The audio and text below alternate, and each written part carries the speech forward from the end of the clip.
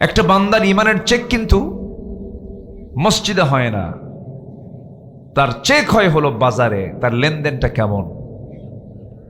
তার চেক হয় হলো ছাত্র জীবনে, তার ক্যাম্পাসে সে 3-4টা নোংরামি করে কিনা। কি কথা কি বুঝতেছেন আপনি? বয়ফ্রেন্ড জিএফ বিএফ এর পেছনে সে ঝুঁকে পড়ে কিনা। তো ইমান চেকের জায়গা হলো ক্যাম্পাস, ময়দান, লেনদেন, ব্যবসার প্ল্যাটফর্মে। ইমানের চেক মসজিদ নয়। এখানে আপনার মসজিদে কি চেক করবেন? এটা নামাজই হবে। এখানে ইমান চেক করতে হবে হলো আমার লেনদেনে। যার লেনদেন ঠিক নাই তার ইমানও আসতে কয়, তার ইমানও। একটা সূরাই আছে লেনদেনের সূরা, সূরাতুল মুতাফফিফিন। সূরাতুল মুতাফফিফিন আল্লাহ রাব্বুল আলামিন বলেন, ওয়াইলুল লিল মুতাফফিফিন, ওই সমস্ত বান্দার জন্য ধ্বংস, ওই সমস্ত বান্দার জন্য জাহান্নাম, যে বান্দাগুলো নেওয়ার সময় বেশি নেয়, দেওয়ার সময় কম দেয়। জোরে কোন নাউযুবিল্লাহ। এগুলো নফসের রোগ। এগুলো কিসের রোগ বলেন? নফসের রোগ। এরকম লোক তো মনে হয় বাগমারাতে নাই, নেওয়ার সময় বেশি নাই, দেওয়ার সময় কম দেয়। এরকম লোক আছে না? আছে? আচ্ছা। কেমনে ঠকাবে আর কেমনে সে নিজে জিতবে, এটা নফসের বিশাল বড় রোগ। আমি প্রায় একটা উদাহরণ দিই আমার বাস্তব জীবনের কথা। আমি বছর 15 আগে একদিন মাছের বাজারে গেলাম, মাছ কিনবো আমি। তো মাছ কিনতে গেলাম, ভিতরে ঢুকছে। ভিতরে ঢোকা মাত্রই মাছ এক বিক্রেতা দূর থেকে আমাকে দেখে লম্বা একটা সালাম দিল, জোরে সালাম দিল। লম্বা সালামের জবাব আমি লম্বা করে দিলাম। আমি কাছাকাছি গেলাম, বলতেছে, হুজুর আমি আপনার খুব ভক্ত, আপনার ওয়াজ শুনি। আচ্ছা, ভালো কথা, আলহামদুলিল্লাহ। আমি বললাম, আপনি আমার জন্য দোয়া করবেন? হুজুর আপনি আমার জন্য দোয়া করবেন। দোয়া বিনিময় হয়ে গেল। এবার বললাম, ভাই আমার তো মাছ নিতে হবে। হুজুর নেন। খুব জোরাজুরি করতেছে না তো মাছ আমি তার থেকে নিলাম। তো ওজন করতে নিয়ে দেখি সে ওই যে আগে তো পাল্লায় ওজন করতো, এক পাশে বাটখারা আর এক পাশে হলো পণ্য। তো দেখি যে বাটখারার সাইডের চাইতে যেদিকে মাছ, এটার ওজনটাই বেশি, একদম মাটির সঙ্গে লেগে যাচ্ছে, ওটা উঠে যাচ্ছে। এত কম বেশি সে করে আমাকে মাছ বেশি বেশি করে দিচ্ছে। বললাম, ভাই এরকম কেন? এটা আবার কোন মাপ দিলেন আপনি? এত বেশি মানুষ দেয় নাকি? আমাকে বেশি দিয়েন না, আপনি আমাকে সঠিক মাপটা দেন, আমি খুশি হব। না হুজুর, দোয়ার জন্য বেশি দিচ্ছি, কাছে দেন। আমি কিচ্ছু বললাম না। বারবার বলেও যখন হলো না, উনি আমাকে বেশিই দিলেন। তো পরে ভাবলাম, বেচারা এরকম করে ক্ষতিগ্রস্ত হবে, লস হবে, এত বেশি দিলে কি এটা নেওয়া যায়? আচ্ছা, দিলই যখন, দেখি তো আমি কিছু হাদিয়া দিয়ে আমি তাকে ধন্য করতে পারি কিনা, এরকম একটা চিন্তা মাথায় আসলো যে অন্যদিন আসলে আমি তাকে কিছু দেওয়ার চেষ্টা করব। কারণ কেউ কিছু দিলে তো দেওয়াও দরকার, ঠিক কিনা বলেন? এতে মোহাব্বত কমে না বাড়ে? তাহাদু তাহাব্বু, হাদিয়া দাও, ভালোবাসা মজবুত হবে। বউ আপনার ঠিক আছে, বউ আপনাকে ভালোবাসে, তাও ঠিক আছে। ঈদের দিন আপনি তার জন্য স্পেশালি একটা গিফট আইটেম তার সামনে হাজির করে বললেন, আমি তোমাকে খুব ভালোবাসি। দেখবেন ভালোবাসা কমবে না বাড়বে? বাড়বে। যে কইছে জোরে ঠিক, ও বিয়েই করে নাই। আচ্ছা, তো আমি এরপরে ভাবলাম, দেখি তো মাছটা সে আমাকে দিল, কতটুকু বেশি দিল, এটা আমি অন্য জায়গায় গিয়ে একটু যাচাই বাছাই করলাম। মাপ দিয়ে দেখি 250 গ্রাম নাই। তো ভাবলাম, এ যদি হয় মাটিতে ঠেকে, পাল্লা মাটিতে ঠেকার পরে যদি দেখি 250 গ্রাম সমান হলে কি হতো? কি কথা কি বুঝতেছেন আমার কথা? এগুলো সব কিসের রোগ বলেন তো? বলেন কিসের রোগ? নফসের রোগ। আজকে আমার ওয়াজি হচ্ছে এই সাবজেক্ট নিয়ে। আমরা এটা ঠিক করার চেষ্টা করব। এটা ঠিক করার জন্য 10টা পন্থা আল্লাহ পাক শিখিয়েছেন। কয়টা পন্থা বলেন তো? 10টা পন্থা। 10টা পন্থা অবলম্বন করলে পরে নফসের যে রোগগুলো ঠিক হয়ে যাবে। এটা কার পরামর্শ? আমি কি একটাও বলেছি? বলি নাই। আসুন আস্তে আস্তে আমরা বলি। কোনো প্রাণীর মধ্যে এই জাতীয় কোনো হিংসা নাই, মিথ্যা নাই। কোনো প্রাণীর ভিতরে কোনো ঠকবাজিও নাই, সব কিছু কার মধ্যে? মানুষের মধ্যে। কিভাবে মানুষ মানুষকে ঠকায়, কিভাবে ওজনে কম বেশি দেয়, কিভাবে আইলগুলো কোদাল মেরে মেরে এত চিকন করে পুলসিরাত ফেল, এত চিকন আছে না? আছে কিনা? আছে কিনা বলেন? আচ্ছা, কোদাল মারবে আইলের কাছে গিয়ে বাঁকা করে না সোজা করে মারে? কেমনে? এমন বাঁকা করে যে আগে বাঁকা করছে ওর বাঁকার সাইজ দেখে আরেকজন এসে ওই সাইড থেকে আরো ডাবল বাঁকা করে। এরকম করে যদি 2-3 বছর করে তাহলে কি আর আইল থাকে? আইলই নাই। ঠিক না? এগুলো নফসের রোগ। এগুলো তুই মারলি বাঁকা করে, আমি আর ডাবল বাঁকা করলাম, না, উচিত না। আমার বন্ধুগণ, নফসকে ঠিক করতে হবে। নফসের খায়সাত হলো উদারতা নয়। দেখবেন কারো হৃদয়ের মধ্যে এমন পরিমাণ হিংসা, জমি কেনে একজন, ঘুম হয় না আরেকজনের। গ্রামের ভিতরে একটা ছেলে পড়াশোনা করে একটু বড় হয়ে উঠেছে, হয়তো কলেজের প্রফেসর হয়েছে, ব্যবসায়ী হয়েছে, হয়তো ইঞ্জিনিয়ার হয়েছে, ফার্স্ট ক্লাস গেজেট কর্মকর্তা হয়েছে, গরিবের ছেলে হয়েছে। ও কেন হলো, কি জন্য হলো, এত বড় অফিসার হলো কেন? হিংসার যন্ত্রণায় গোটা রাত ঘুম হয় না, ওষুধ খায়া ঘুমায়। আছে না? আছে কি না? আছে। জমি কিনছে একজন, ও জানে না কোন জমি কিনলো, এই জমি কিনছে, কিনলো কেমনে? কি আমার কথা কি বুঝতেছেন? এগুলো সব হলো নফসের রোগ, সব নফসের প্রবলেম। শুধুমাত্র নফসটাকে ঠিক করতে পারলে আমরা সফল হয়ে যাব। জোরে বলি ইনশাআল্লাহ। নফসকে আমরা ঠিক রাখবো। আমার ভাইয়েরা, যে হৃদয়ে হিংসা থাকবে সে হৃদয় সুস্থ নয়। قال إياكم في الحسد فإن الحسد يأكل الحسنات كما تأكل النار الحطب। তোমরা হিংসা থেকে নিজেকে দূরে রাখো, কারণ হিংসা মানুষের সমস্ত আমলকে সারখার করে দেয়, জ্বালিয়ে শেষ করে দেয়। যেমন করে আগুন কাঠখণ্ডকে জ্বালিয়ে ভস্ম করে দেয়। হিংসকের আমলের ঝুড়িতে কোনো আমল থাকে না, সব আমলগুলো সব শেষ হয়ে যায় হিংসার কারণে।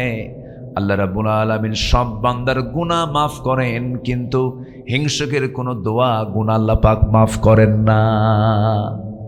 হিংসকের কোনো দোয়া আল্লাহ মাফ করেন না। ওমিন শাররি হাসিদিন ইদা হাসাদ। আল্লাহ হিংসকের হিংসা থেকে আমাদেরকে বাঁচাও।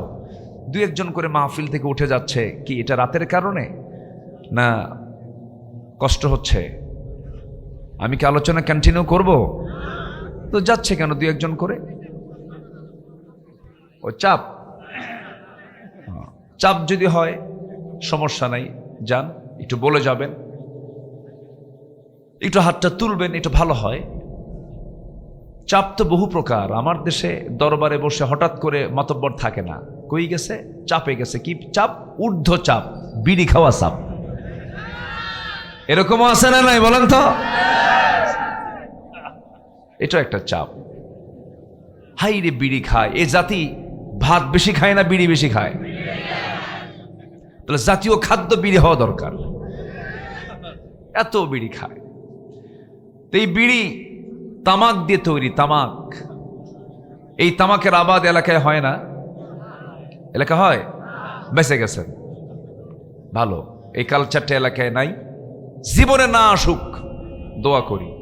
কুষ্টিয়া, মেহেরপুর, রংপুর, চট্টগ্রাম, পাহাড়ি অঞ্চল, রামুখিয়া, গর্জনী, এগুলো এলাকায় এই তামাকের ব্যাপক চাষ আছে, প্রচুর আবাদ হয়। তো তামাকের গাছ এর সঙ্গে আপনার কতটুকু পরিচিত আমি জানি না। তামাকের পাতাটা খুব সজীব, সবুজ, তরুতাজা, মনে হয় সাবায় আমি খাই, এত সুন্দর, এত সুন্দর পাতা। তো আমি একদিন যাচ্ছিলাম এরকম একটা তামাক গাছের পাশে দিয়া, আবাদের পাশে দিয়া, তো ভাবলাম যে এই পাতাগুলো এত সজীব, কোনো বেড়া নাই, কোনো গার্ড নাই, তো ছাগলগুলো তো খায়া শেষ করে দেওয়ার কথা। তো একজনকে বললাম, ভাই এই গাছগুলো কি গরু ছাগল খায় না? হুজুর কুত্তাও খায় না। বুঝতেছেন কথা? আচ্ছা, তাহলে তামাক এটার ক্ষতিকর দিক ছাগল বোঝে, গরু বোঝে, মহিষ বোঝে, 4 পা বোঝে, কয় পা বোঝে না? কয় পা বোঝে না? অথচ অবুঝ প্রাণীরা বোঝে। যারা অবুঝ, কোনো সেন্স নাই, ভালো মন্দ বিচারের ক্ষমতা নাই, ওই চতুষ্পদ জন্তু বোঝে এটা খেলে ক্ষতি আছে, খায় না। খায় কয় পাও? কি যে রাগ করতেছেন আপনারা হুজুর, কি যে দিচ্ছেন এগুলো, রাগ করতেছেন নাকি? এগুলো খায় মানুষ, অখাদ্য কুখাদ্য খায়। এটা কত বড় ক্ষতি! শুধু ক্যান্সার হসপিটালে যাবেন, ক্যান্সার হসপিটালে গেলেই টের পাবেন যে এটার ক্ষতিটা কি। লাংস পচে গেছে, ডাক্তাররা বলে এটার 1 নম্বর কারণ টোবাকো, তামাক। পান খান আপনি, পান খেতে সমস্যা নাই, পানের রস ভালো, কিন্তু পানের সাথে আবার হাকিমপুরি রহমতুল্লাহ আলাইহি কেন ওখানে তামাক ঢুকায়, কাঁচা তামাক ঢুকে দেয়। কাঁচা মানে ওটা হলো ডাইরেক্ট, আর এটা পুড়ে পুড়ে খায় মানুষ। কি যে সব কিসের রোগ? নাফসের। বলেন সব কিসের বলেন? নাফসের। জানে খারাপ, এরপরেও খায়। এজন্য আজকে আমি এমন একটা সাবজেক্ট ধরেছি যেটা ঠিক হলে সব ঠিক হবে, একদম আপনি ফ্রেশ হয়ে যাবেন, জান্নাত আপনাকে ডাকবে। জোরে বলেন সুবহানাল্লাহ। জান্নাত আল্লাহ আমাদের জন্যই বানাইছেন, জান্নাতে যাব না আমরা? নেশা এত ভয়ঙ্কর। আমি উত্তরবঙ্গের কুড়িগ্রামের না কোথায় যেন একটা মাহফিলে গিয়ে যখন জান্নাতের বর্ণনা দিচ্ছিলাম, জান্নাতের আলোচনা করছিলাম, জান্নাতে এই খাবার থাকবে, এই খাবার থাকবে, জীবনের শক্তি বাড়বে, মধুর ঝরনা, দুধের ঝরনা, এরপরে পানির প্রস্রবণীগুলো থাকবে, অনেক বর্ণনা দিচ্ছিলাম, জান্নাতের বর্ণনাগুলো দিচ্ছিলাম, হুর থাকবে, অনেক কিছু থাকবে। এক বুড়ো চাচার সামনে থেকে দাঁড়ায় বলে, হুজুর আপনি একটা জিনিস বাদ পড়ছে, হুজুর জান্নাতে কি বিড়ি থাকবে না? কি বুঝতেছেন কি? মানে ওর নেশাই হয়ে গেছে হলো বিড়ি, ও জান্নাতেও বিড়ি চায়। সম্মানিত ভাইয়েরা, এজন্য আমরা নফসকে ঠিক রাখবো। জোরে বলি ইনশাআল্লাহ। 10টা পন্থা। কয়টা পন্থা বলেন তো? একটু মনোযোগ দিয়ে কথাগুলো শুনবেন, কাজে লাগবে। আমার মা বোন যারা আসছেন তারাও শুনবেন। মা বোনদের অন্য নেশা না থাকলে অন্তত ইন্ডিয়ার সিরিয়াল নেশাগুলো খুব ভালো আছে। তারা যদি একবেলা যদি বাদ থাকে দেখা, অন্য বেলায় কাজা সহ আদায় করে। এটা মেয়েদের এই নেচারটা ভালো না, এটা বাদ দিতে হবে। কি নাটক আছে না, এরকম খুব আসক্তি তাদের মধ্যে আছে। বাচ্চাগুলো নষ্ট হয়ে যাচ্ছে মাদের হাতে স্মার্টফোনের কারণে। আমি কি ভুল বলতেছি বলেন তো? মাদের স্মার্টফোন হাতে নিয়ে চলে, মার কতটুকু দেখে, মার থেকে ছিনতাই করে আবার বাচ্চা। এমন কান্না কান্দে, দে চোখ শেষ, কান শেষ, হার্ট শেষ, সব শেষ, ও নিজেও শেষ। এগুলো সব কিসের রোগ? বলেন বলেন কিসের? নফসের রোগ। একজন নাচানাচি করতেছে, পরনারী পরপুরুষ নাচানাচি করছে, অর্ধলগ্ন দৃশ্য সে মিডিয়ার সামনে উপস্থাপন করছে, সে গুনাহগার হয়ে গেল। কিন্তু আপনি যে দেখলেন সে অভিনয় করলো, সে এক গুনাহগার, আপনি দেখলেন সমান গুনাহগার হয়ে গেলেন। নাউযুবিল্লাহ।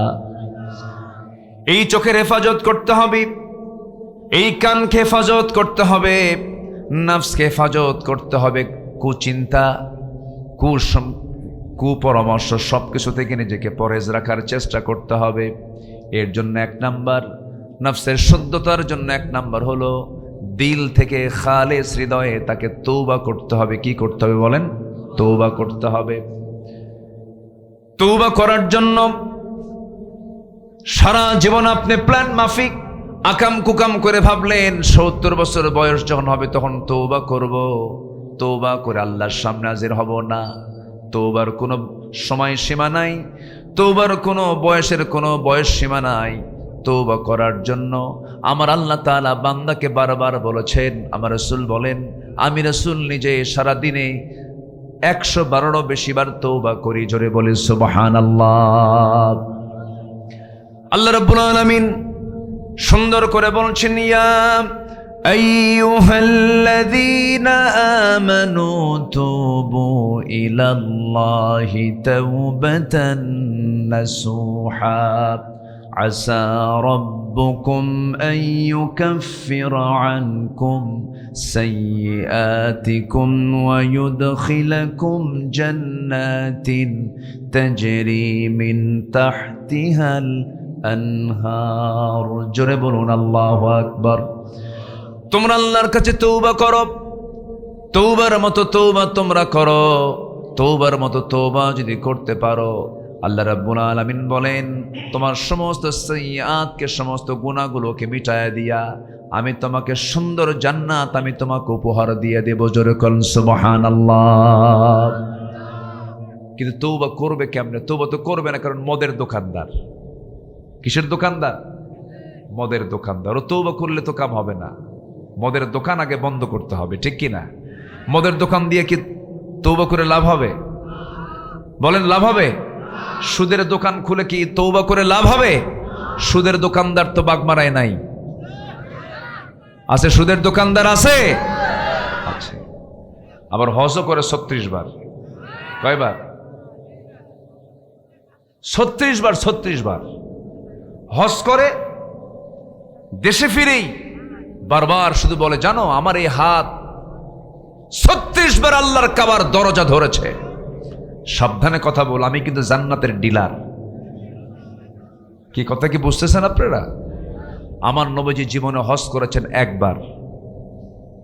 আমার নবীজি হজ করেছেন কয়বার? একবার। আর সে হজ করলো কয়বার? কিন্তু ওইদিকে হজেরও ডিলার, কি বলে সুদেরও ডিলার, সুদের কারবার করে। সুদের কারবার করে তওবা করে করবেন কি? অন্যের বউকে নিয়ে শুয়ে থেকে তওবা করে লাভটা কি? তওবা মানেই হলো নির্দিষ্ট দোয়া শুধু নয়, তওবা মানে হলো চুরি করেছি আর চুরি করব না, জেনা করেছি আর জীবনে জেনা করব না, সুদের অঙ্ক কষেছি আর জীবনে সুদের অঙ্ক কষবো না। এটাই হলো তওবা। আল্লাহ তার সব গুনাহগুলোকে মাফ করে দিবেন। সবাই কি রাজি আছেন এমন তওবা করতে? যুবকরা রাজি আছো? হয়তো তুমি একজনকে ভালোবাসো, বিয়ের আগে ভালোবাসা হয় না, ওটা হয় হলো লুচ্চামি ভালোবাসা। এটা খুব মানে অত্যন্ত বরকতময় শব্দ ভালোবাসা। এই ভালোবাসা শব্দটা চলে গেছে হলো জেনার দিকে। এটা এই শব্দটা মানে ছিনতাই হয়ে গেছে। এই শব্দটা কি হয়ে গেছে? ছিনতাই হয়ে গেছে। ভালোবাসা কাকে বলে? বিয়ের আগে যে সম্পর্কটার নাম ভালোবাসা, আর বিয়ের পরে এটা কি? এটা মোহব্বত। তো ভালোবাসা বিয়ের আগে হয় না, ভালোবাসা হয় হলো বিয়ের পরে। বিয়ের আগে কোনো ভালোবাসা নাই। অনেকে আবার প্রাউড করে বলে, হুজুর আমাকে একদিন বলতেছে, হুজুর আমি খুব ভাগ্যবান, আমি বিয়ে করেছি হুজুর, আমার যে বউটা এটা আমার লাভ ম্যারেজ। কি ম্যারেজ বলেন তো? আমি মনে মনে কই লুচ্চা ম্যারেজ। লাভ ম্যারেজের কথা বলে আবার সে প্রাউড করে যে হুজুর এটা আমার লাভ ম্যারেজ। না, এগুলো আকাম কুকাম। এই সমস্ত কাজের সঙ্গে ইসলামের কোনো সম্পর্ক নাই।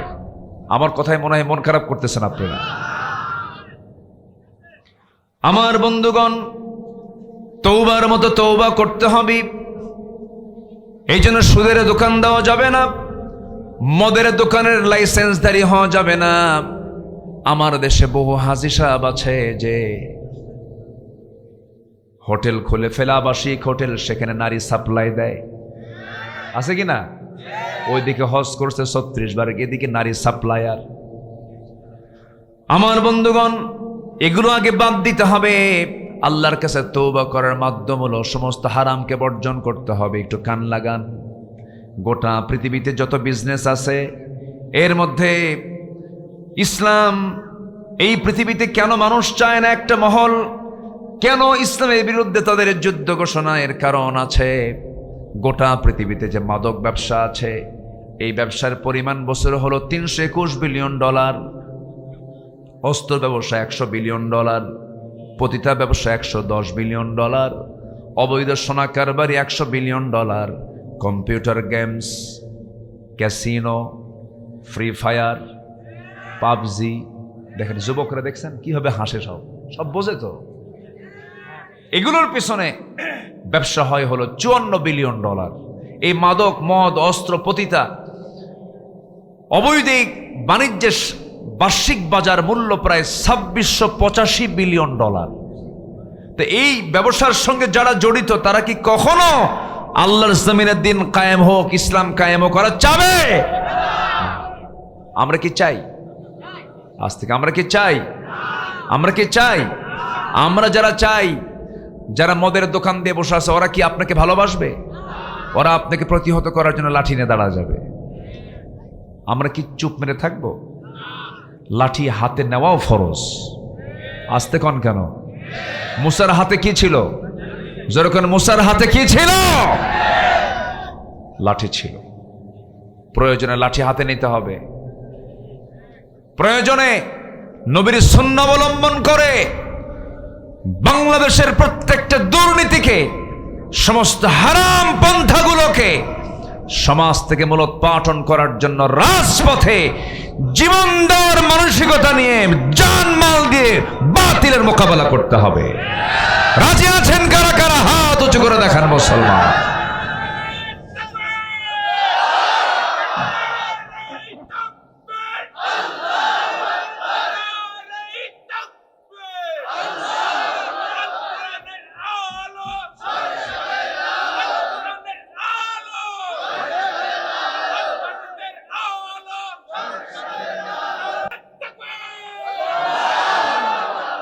আল্লাহ কবুল করুন, জোরে বলি আমিন।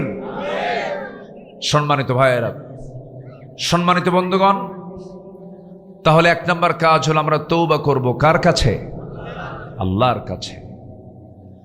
আল্লাহ রাব্বুল আলামিন বলেন, বান্দা তুমি যদি তওবা করতে পারো, ইউবাদদিলুল্লাহু সাইয়্যাতিহিম হাসানাত, তোমার জীবনে তুমি যত গুনাহগুলো করেছো সমস্ত গুনাহগুলোকে আমি আল্লাহ সওয়াব দিয়ে মিটাইয়া দেব। এবং আল্লাহ রাব্বুল আলামিনের পেয়ারা হাবিব আমার রাসূল বলেছেন, আত-তাইবু মিনায-যামবি কামান লা যামবা লাহ, কোন তওবাকারীর তওবা যদি কবুল হয়ে যায় তার আগের জীবনে একটা গুনাহও থাকে না। জোরে কোন সুবহানাল্লাহ। নিজের জীবন থেকে গুনাহ মুক্ত করার জন্য একটা বেস্ট আমল হলো তওবা করা। এবং তওবার গুরুত্ব এত বেশি, তওবা নামে আল্লাহ পাক একটা সূরা নাযিল করেছেন, সূরা তাওবা। তওবা করব আমরা আল্লাহর কাছে। এক সাহাবীর কথা মনে হয়ে গেল, মহিলা সাহাবী জিনা করে ফেলেছেন, জিনার ফলে তার পেটে বাচ্চাও চলে আসছে। সেই মহিলা সাহাবী তওবা করছেন, সেজদায় পড়ে পড়ে কাঁদতেছেন। নবীর দরবারে এসে বলছেন, ইয়া রাসূলুল্লাহ, আমি জিনা করে ফেলেছি। না, তুমি জিনা করো নাই। জিনা করে ফেলেছি। না, তুমি করো নাই। 3টি বার বলার পরও তিনি বলছেন, না, আমি জিনা করে ফেলেছি। শেষ পর্যন্ত হলো কি? রাসূল বলছেন, জিনা তো করেছো, তার ফলে সন্তান পেটে আসছে নাকি? হ্যাঁ, সন্তান পেটে চলে আসছে। তাই যদি হয়ে থাকে তোমার উপর আইন কার্যকর করা যাবে না। যাও, সন্তান ডেলিভারি হওয়ার পরে আসো। হুজুর, বাঁচবো তার গ্যারান্টি কি? রাসূল বলছেন, আমি তোমার জন্য দোয়া করছি, যাও। মহিলা চলে গেল। সন্তান ডেলিভারি হওয়া পর্যন্ত সেজদায় পড়ে পড়ে চোখের পানি ফেলে ফেলে কান্দেন, তওবা করেন। সন্তান ডেলিভারি হওয়ার 2 দিন 3 দিন 4 দিন পরে নয়, মাত্র 1টা দিন পর নবীর কাছে এসে দ্বিতীয়বারের মতো বলছে, হুজুর, সন্তান ডেলিভারি হয়ে গেছে, আপনি আমার উপর আইন কার্যকর করেন। কার ভয়ে? আসতে বলবেন না, কার ভয়ে? আসামি ধরাও লাগে না, আসামিকে জেলখানাও দেওয়া লাগে না, আসামি নিজেই হাজির হয় বিচারকের সামনে বিচারের জন্য, একমাত্র কার ভয়ে? আমার বন্ধুগণ, আমার নবীজি বলছেন, সন্তান তো ডেলিভারি হয়েছে, সন্তানটা জীবিত না মৃত? হুজুর, সন্তান তো জীবিত। হাউলাইনি কামিলাইন, 2টা বছর দুধ তোমাকে খাওয়াতেই হবে, তার হক তোমার স্তনে আছে, যাও দুধ পান করাও। হুজুর, বাঁচবো কেমনে? তার গ্যারান্টি কি? রাসূল বলছেন, দোয়া করি তোমার জন্য। মহিলা চলে গেলেন, সন্তানকে দুধ পান করানো শুরু করলেন। 6 মাসের মাথায় সন্তানকে টোটালি দুধ অফ করে দিয়া অন্য খাবারের প্র্যাকটিস গড়ে তুলে ধীরে ধীরে সন্তানকে টোটালি দুধ বন্ধ করে ষষ্ঠ মাসের মাথায় ওই সন্তানকে কোলের মধ্যে করে নিয়ে তৃতীয়বারের মতো এসে বলছে, ইয়া রাসূলুল্লাহি, এই যে সন্তান, এই সন্তান আমার বুকের দুধ ছাড়াও সে পৃথিবীতে বাঁচতে পারবে। অন্য খাবার খাওয়া সে শুরু করেছে, শিখতে পেরেছে, শিখে নিয়েছে, আমি ছাড়াও সে বাঁচবে পৃথিবীতে। দয়া করে আমাকে আজকে আর ফেরত দিবেন না। আজকে আমার উপরে আপনি আইনটা কার্যকর করে দেন, বিধানটা কার্যকর করে দেন। আমি চাই আমার জেনার শাস্তি দুনিয়াতে হয়ে যাক, আখেরাতে আমি জেনাকারীর কাতারে যেন না দাঁড় হই। এই জন্য দুনিয়াতে আমি শাস্তি পেতে চাই। কার ভয়? আসতে বলবেন না, কার ভয়? আল্লাহর ভয়। আমার নবীজি হাতটা আগায় দিলেন, সন্তানটা কোলের মধ্যে নিয়ে বলছেন, ও সাহাবীরা, এই যে সন্তান আমার কোলে দেখতে পাচ্ছে, এই সন্তানের লালন পালনের দায়িত্ব যে বান্দা গ্রহণ করবে, ফাহিয়া ফিল জান্নাতি কাহাতাইন, জান্নাতের ভিতরে 2 নখের দূরত্ব অবস্থান করবে। এই কথা বলার সঙ্গে সঙ্গে কয়েকজন সাহাবী চলে আসলেন, একজনের কোলে সন্তানকে উঠায়া দিলেন। উঠায়া দেওয়ার পর আমার নবীজি বললেন, যাও এই মহিলাকে নিয়ে যাও, নির্দিষ্ট আইন অনুযায়ী বুক পর্যন্ত পুঁতে রেখে তাকে পাথর মেরে শেষ করে দাও। জেনার শাস্তি ইসলামে আছে না নাই? বলেন আছে। এই শাস্তি দিয়েছেন যিনি, তিনি আমার কে? বলেন। বান্দার প্রতি বান্দার দয়া বেশি না আল্লাহর দয়া বেশি? এই সমস্ত আইনের বিরুদ্ধে কথা বলার মতো কিছু কুলাঙ্গান আমার দেশে আছে না নাই? বলেন। বলে যেটা তো মধ্যযুগীয় আইন, মানুষকে কতল করা, হত্যা করা, এটা মধ্যযুগীয় আইন, অনেক বড় অপরাধ এটা। এই সমস্ত আইন মানা যায় না। এই সমস্ত কথা বলবে যারা, তাদের কি ঈমান আছে? আজ তাদের কি ঈমান আছে? নাই। আমার দেশে বহু নাস্তিক চেতনার এরকম লোক আছে। সম্মানিত ভাইয়েরা, আমার নবীজি বললেন, যাও নিয়ে যাও। সাহাবে কেরাম পাথর মারছিলেন, একজন সাহাবী পাথর মারলেন, ওই মহিলার শরীর থেকে ফিঙ্কি দিয়ে রক্ত এসে তার হাতে লাগলো।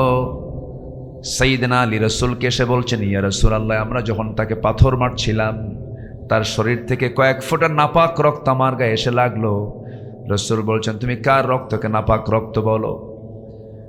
তুমি কার রক্তকে তুমি নাপাক রক্ত মনে করে নাক শিকায়ত হলো, নাসিকা কুঞ্চিত করো? তুমি কি জানো ওই মহিলার জীবনের শেষ সময় পর্যন্ত যে পরিমাণ তওবা করেছে, এই তওবা যদি এই মদিনার 70 জন গুনাহগারদের মাঝে যদি বন্টন করে দেওয়া হতো, প্রত্যেকের গুনাহ মাফ করে আল্লাহ রাব্বুল আলামিন 70 জনকে জান্নাত দিয়ে দিতেন।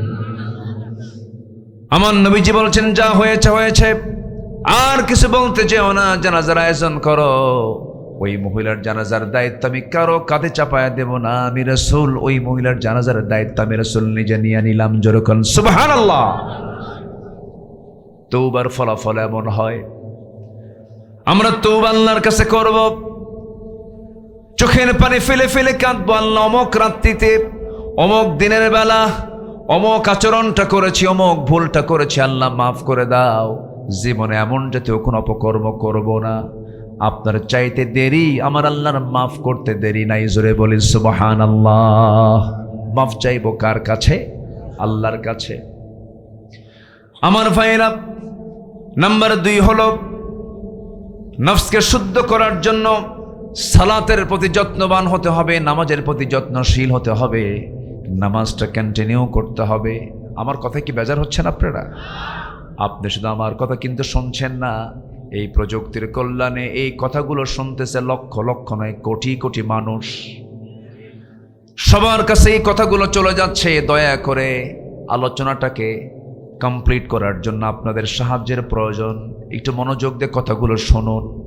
যে জায়গায় বসে আছেন নিঃসন্দেহে বলা চলে এটা হলো জান্নাতের টুকরা। আলহামদুলিল্লাহ বলেন।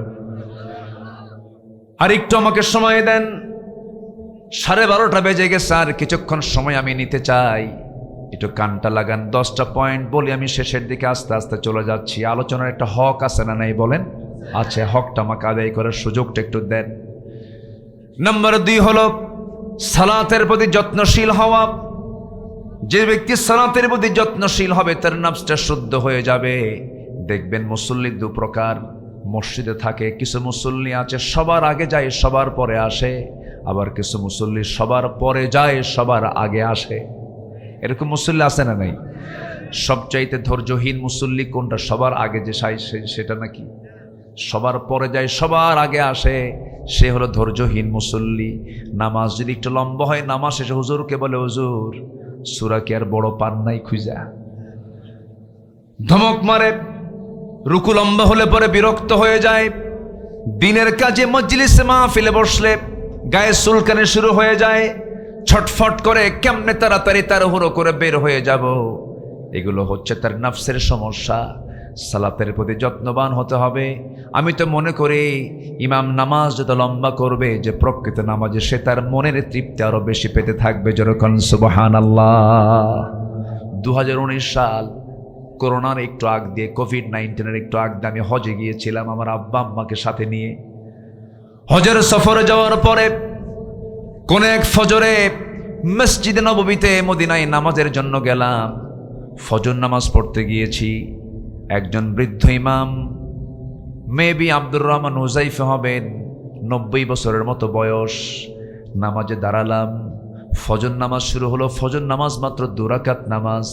সেই দিন ফজর নামাজ 2 রাকাত শেষ করতে সময় লেগেছিল প্রায় 39 মিনিট। 39 মিনিট ধরে 2 রাকাত ফরজ নামাজ আদায় করলেন ফজরের। আমার দেশের যে কোনো মসজিদের 4.5 লক্ষ মসজিদের যে কোনো মসজিদের ইমাম যদি কোনোদিন ফজর নামাজ 40 মিনিট ধরে যদি আদায় করে, নামাজও শেষ। বললেন নামাজ শেষে ফতোয়া জারি হবে, যার নাই কোনো গতি সে করে ইমামতি। কথা বোঝেন নাই? এই ঢিলে ইমাম রাখছো কেডা? তাড়াতাড়ি বাদ দিয়ে দাও, এমন দিয়ে হবে না, সংসার চলবে না, ব্যবসা বাণিজ্য চলবে না, নামাজই সব শেষ করে ফেলবে।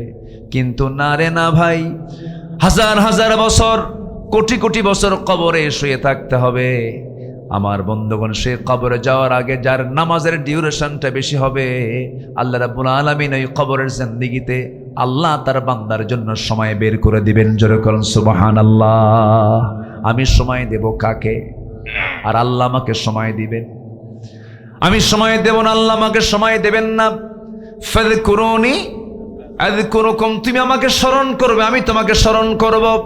আর তুমি যদি আমাকে ভুলে যাও, ওয়ামান আ'রাদা আন যিকরি ফাইন্না লাহু মাঈশাতান দানকা ওয়া নাহশুরুহু ইয়াওমাল কিয়ামাতি আ'মা قال رب لم حشرتني أعمى وقد كنت بصيرا।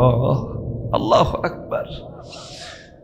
আল্লাহ বলছেন, যে আমাকে ভুলে যাবে আমি তার জন্য দুনিয়ার জীবনটা সংকীর্ণ করে দেব এবং তাকে আমি হাসরের দিন অন্ধ করে তুলব, চোখে দেখবে না। বান্দা বলবে, আমার তো চোখ ছিল, আজকে অন্ধ কেন?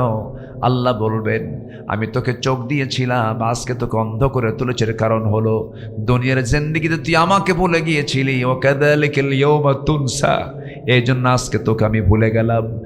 আল্লাহর কসম করে বলি, এই কোরআনের আলহামদু থেকে মিনাল জিন্নাতি ওয়ান নাস পর্যন্ত যত আয়াত আমি পড়েছি, যতগুলো গবেষণা করেছি ভাঙ্গা চোরা, একটা আয়াত আমাকে সবচাইতে বেশি ভয়ের মধ্যে ফেলে দেয়, সেটা হলো কাযালিকাল ইয়াওমা তুনসা। আল্লাহ বলেন, তুই আমাকে ভুলে গেছিস, আজকে হাসরের দিন আমি তোরে ভুলে গেলাম। আল্লাহ যদি ভুলে যান, বাঁচার উপায় আছে ভাই? বলেন, উপায় আছে না। আমরা আল্লাহকে কখনো ভুলবো না, সব ভুলে যাব, কিন্তু কাকে ভোলা যাবে না? আল্লাহকে ভোলা যাবে না। নামাজের ব্যাপারে যত্নশীল হতে হবে। যে নামাজে মজা পায় সে ঈমানের মজা পাবে। যে নামাজের মজা পাবে সে আল্লাহর মহব্বতটা তার মধ্যে জাগ্রত হয়ে যাবে। এই জন্য সবচাইতে গুরুত্বপূর্ণ নামাজ হলো ফজরের নামাজ।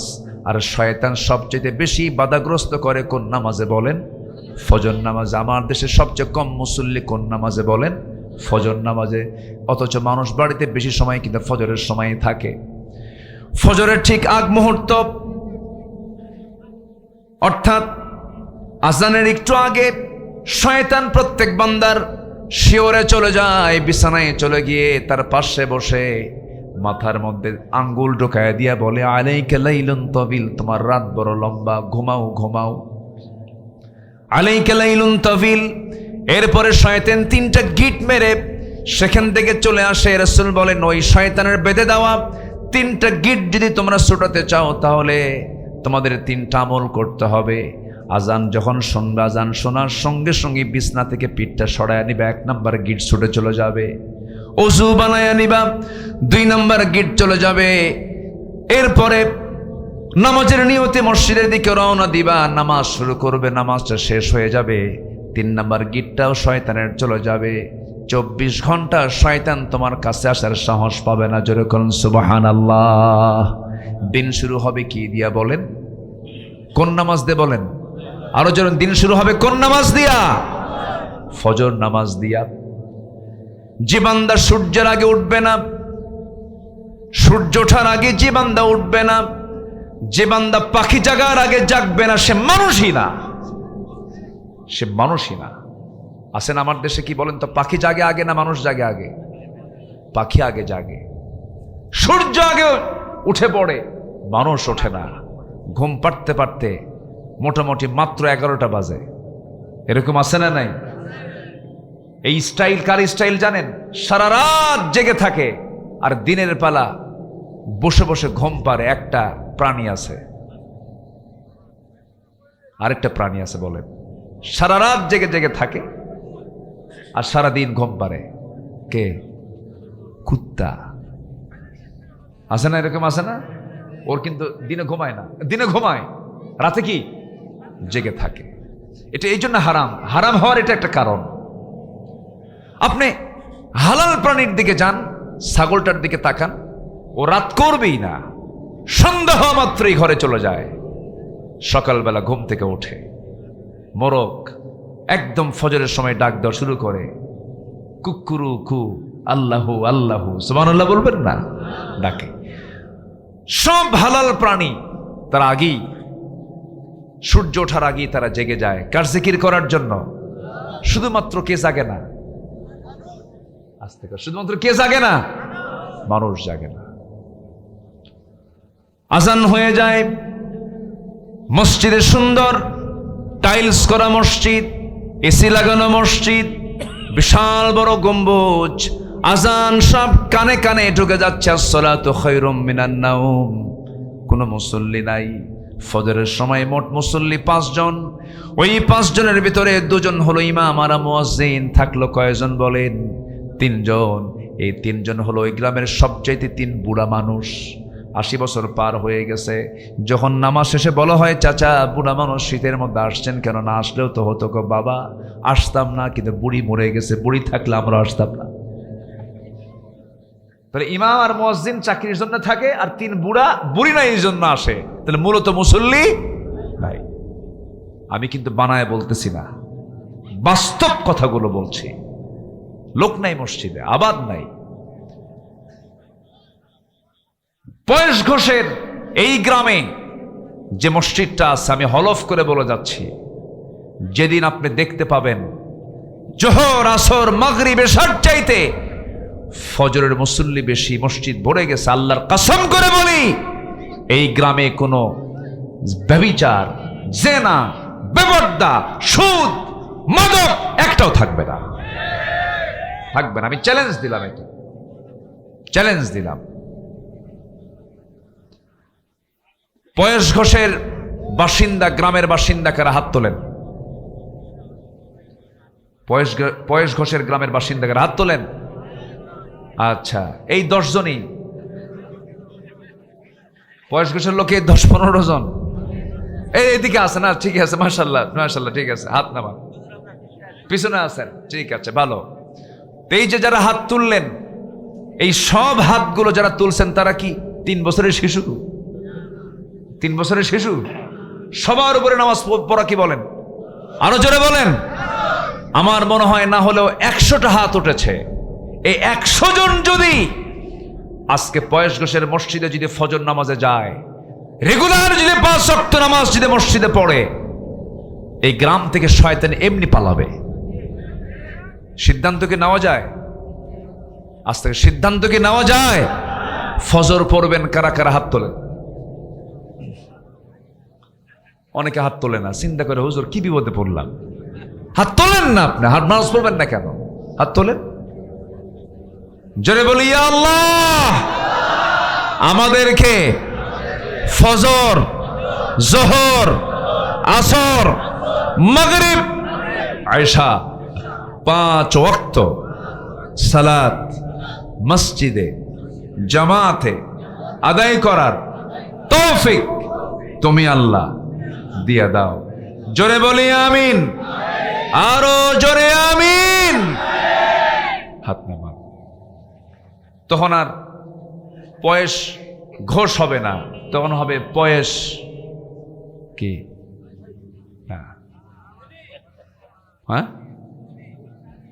কি হবে? ওরে বাবা, তখন হয়ে যাবেন পরশমণি না? মাশাআল্লাহ। আল্লাহ পাক তুমি সবাইকে নামাজি বানাও, জোরে বলি আমিন। দুটা চলে গেল। নাম্বার 3, নফসকে শুদ্ধ করার জন্য আরেকটা উপায় হলো, যার মুখে শুধু মিথ্যা কথা আসে সে যেন রোজা রাখে। কি রাখে? রোজা রাখলে সে মিথ্যা কথা বলতে পারবে না। রোজা আছে যে রোজা নষ্ট হয়ে যাবে। নফসের শুদ্ধতা আসবে হলো নাম্বার 3, রোজা রাখার মধ্য দিয়ে। রোজা আমরা পার করলাম কয়েকদিন আগে, এখন চলছে শাওয়াল মাস, মনে হয় শেষের দিক চলে। যদি কোনো বান্দা শাওয়াল চাঁদের 6টা রোজা যদি নফল রোজা যদি পালন করতে পারে, মহান রব্বুল আলামিন একটা বছর নফল রোজার ইবাদত তার আমল নামায় সব আল্লাহ পাক তার আমল নামায় দিয়ে দেন। জোরে কোন সুবহানাল্লাহ। আমার বন্ধুগণ, কি হয়েছে? ডান পাশে কি ঘটনা? কি গাড়ি উল্টে গেছে? তাহলে সবাই যান, ঠিক করে দেন। তো ওঠেন কেন? বসেন। যার গাড়ি উল্টে গেছে 2-1 জন গেলেই তো হবে। আপনি মাহফিল উল্টায় ফেলবেন তার জন্য? তো ওই দিকে এত নজর দেন কেন? আমার দিকে তাকা।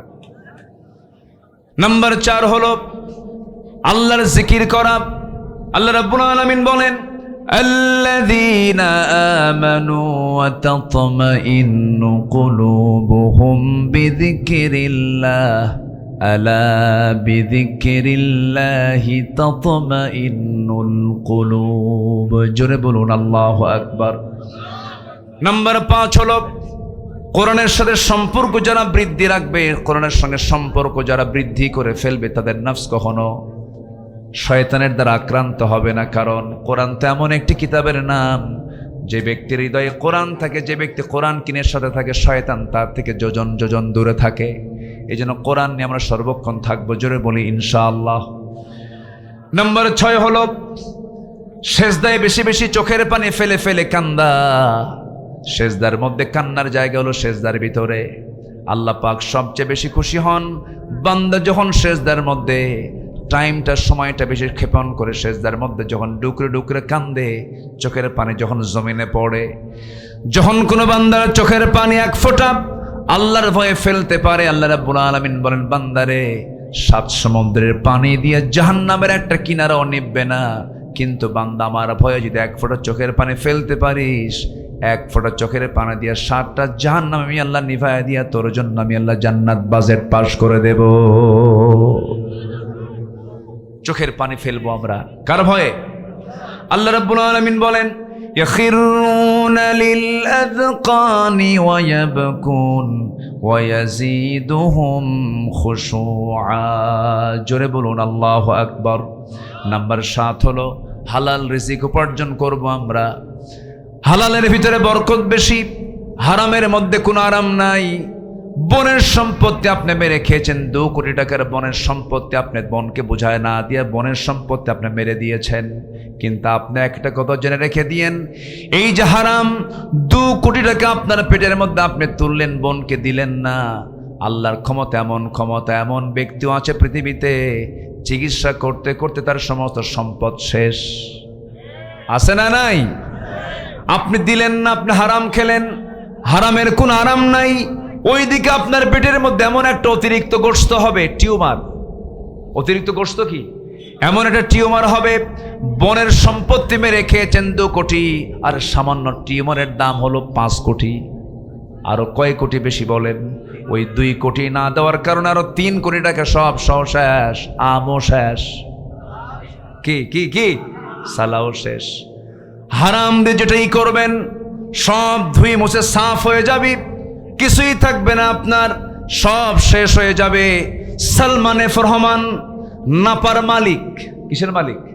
ওই যে নাপা নাপা ভ্যাকসিমকোর মালিক। নাপা মানে হলো প্যারাসিটামল, প্যারাসিটামল মানুষ চেনে না, কিন্তু কি চেনে?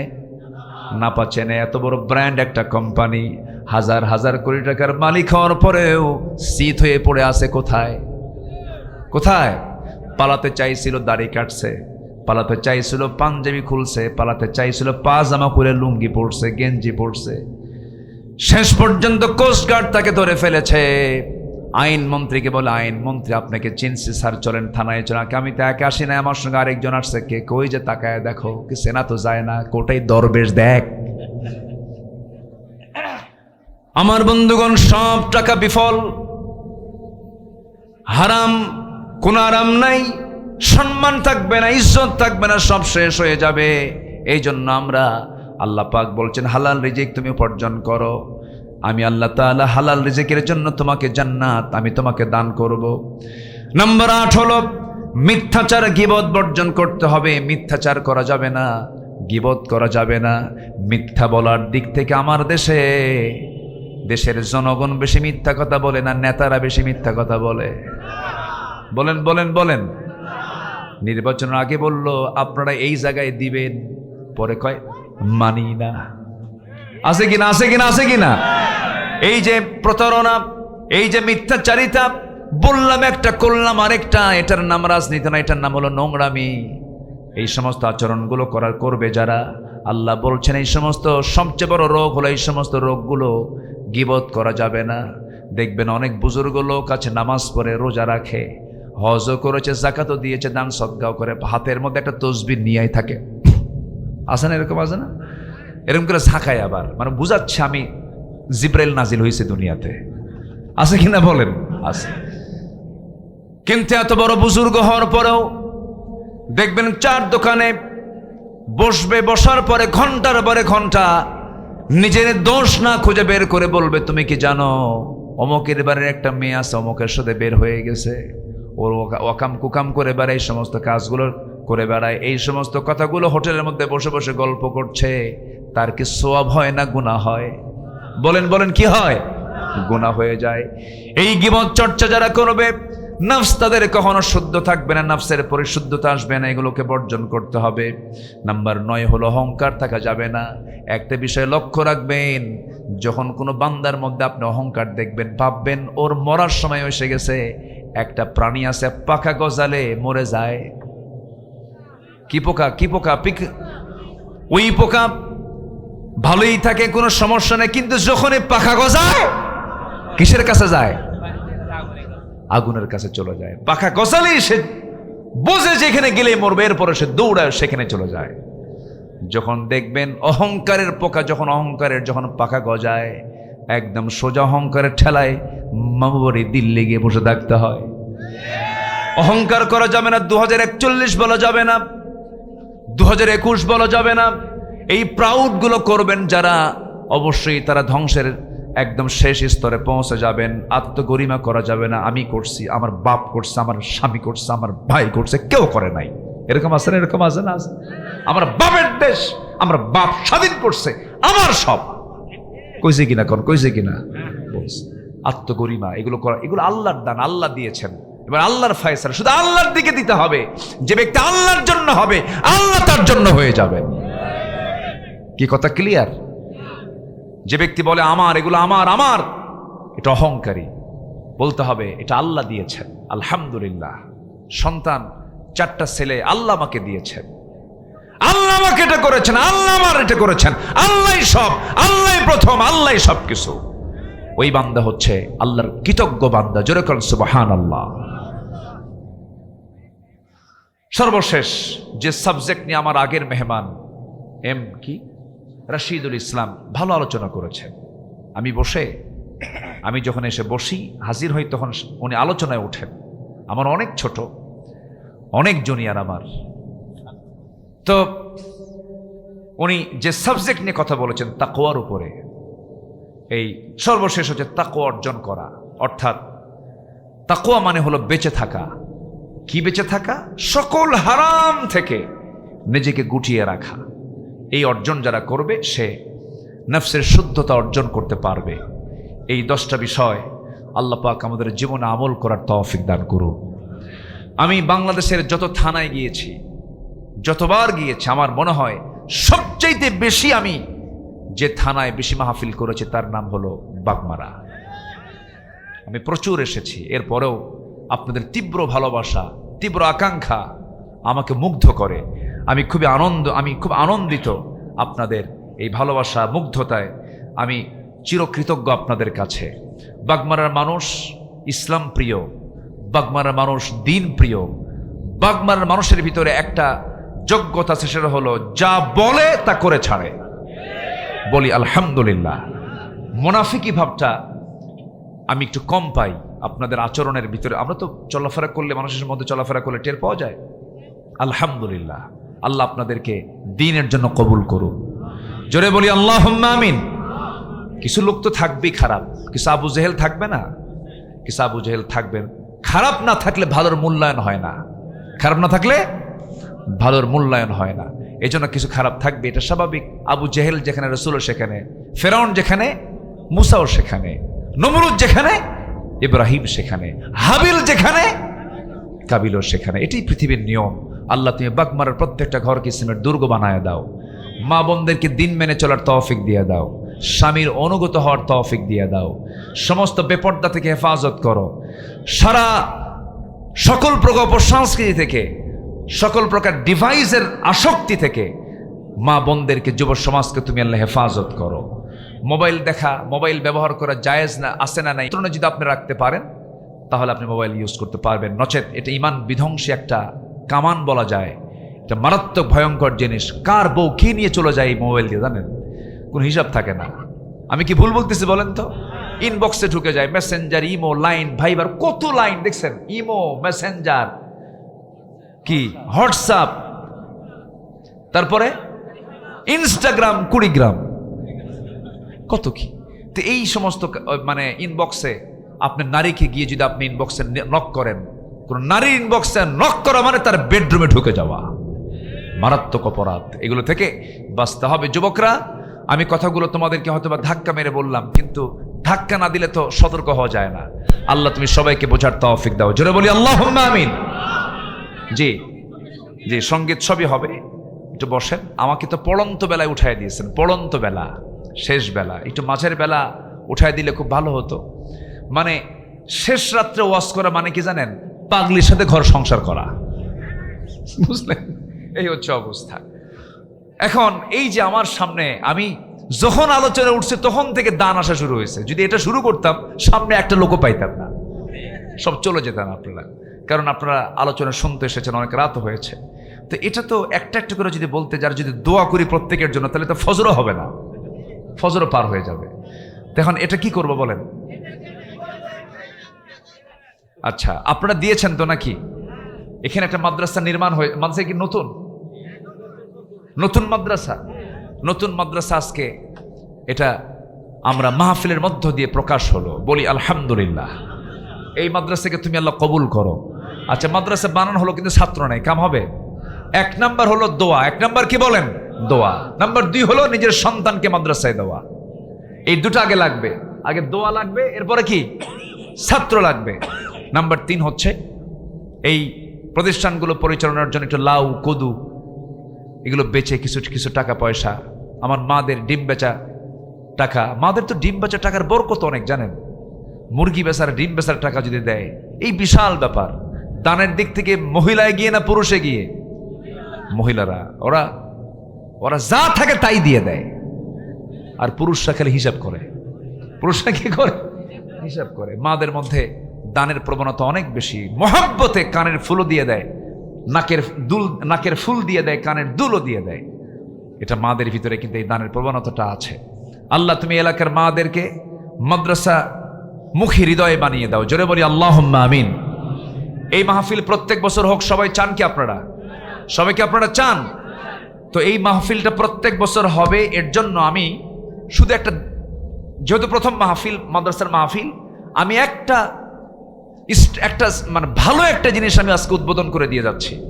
আমি কোরআন কয় পারা, কোরআন কয় পারা, আমি 30 জন ভাইকে দেখতে চাই। 30 জন ভাই কোরআনের এই পারার বরকত, একটা করে পারা নিবেন। এই মাহফিল যতদিন চলবে, আপনি আমৃত্যু মাহফিল আসার আগে মাদ্রাসাকে মোহাব্বত করে, আল্লাহর কোরআনকে মোহাব্বত করে একটা করে 1000 টাকা দিবেন, স্থায়ী সদস্য হয়ে যাবেন মাদ্রাসার এবং মাহফিলের। একটা 1000 টাকা করে দিবেন। এই নামটা যদি আপনি আজকে লেখা দিয়ে যান, এটা হতে পারে এই তালিকা ধরে আল্লাহ পাক জান্নাত বুঝায় দিবেন আপনাকে, এটা হতে পারে। তো 1 নাম্বার ভাগ্যবান সে লোকটা কে আছেন, প্রত্যেক বছর একটা 1000 টাকা করে দিবেন। 1 নাম্বার ভাগ্যবান পাইছে ওই যে সামনে থেকে 1। 2 নাম্বার কে, পিছনে একজন ভাই আছেন। 2 নাম্বার, 3 নাম্বার নাই, 1000 টাকা আমি এই বছরে দেব। আলহামদুলিল্লাহ। আচ্ছা, আর 3 নাম্বার কে আছেন দেখি? প্রত্যেক বছর ওই যে মুরব্বী একজন তুলেছেন 3 নাম্বার পাড়া, 1000 টাকা করে দিবেন প্রত্যেক বছর। 4 নাম্বার একজন হাত তুলেছেন, 4। 5 নাম্বার কে আছেন? 5 নাম্বার কোন ভাগ্যবান কে আছেন? 5 নাম্বার ভাই কে আছেন? 5 নাম্বার পাড়া নিবেন। জি, আরেকজন মুরব্বী হাত তুলেছেন 5। 6 নাম্বার কে আছেন? এই তালিকায় সবার নাম থাকবে না ভাই, এটা ভাগ্যের তালিকা, এটা কোরআনের তালিকা। এই তালিকায় একটু নামটা লেখায় দেন। 6 নাম্বার কে আছেন দেখি? কোন ভাগ্যবান, কোন বুজুর্গ, কোন আল্লাহওয়ালা ব্যক্তি আছেন 6 নাম্বারে? একটু হাতটা উঠান, আমি তার জন্য খাস করে দোয়া করব। এখানে আলেম ওলামা আছেন, মুসাফির আছেন, দোয়া হবে সবার জন্য। 6 নাম্বার কে আছেন দেখি? তুলেছে একজন হাত। জি। 7 নাম্বার কে? 7 নাম্বার একটা 1000 টাকা করে দিবেন। 7 নাম্বার ভাই কে আছেন? আমি তো বিশ্বাস করি এখানে 30 জন ভাই ইজিলি হাত উঠে যাওয়ার কথা। একটু দিলটা নরম করেন, আপনাদের আবাদে বরকত হবে। দান করলে আপনাদের সকল বালা মুসিবত দূর হয়ে যাবে। একটু দিলটা নরম করে। 7 নাম্বার ভাই ভাগ্যবান কে আছেন? 7টা জাহান্নাম আপনি দরজাটা বন্ধ করে দেন না ভাই। 7 নাম্বার পাড়া কে আছেন দেখি? জি জি, 7 নাম্বার একজন ভাই হাত। 8 নাম্বার কে আছেন? 8 নাম্বার, 8 নাম্বার। সময় নেবেন না, রাত অনেক হয়ে গেছে, দ্রুত গতিতে হাত তোলেন। ডান পাশে আরেকজন 8 নাম্বার। জি, 8 নাম্বার হয়ে গেছে। 9 নাম্বার কে আছেন? 9। আশারায়ে মুবাশশারা 10 জন জান্নাতের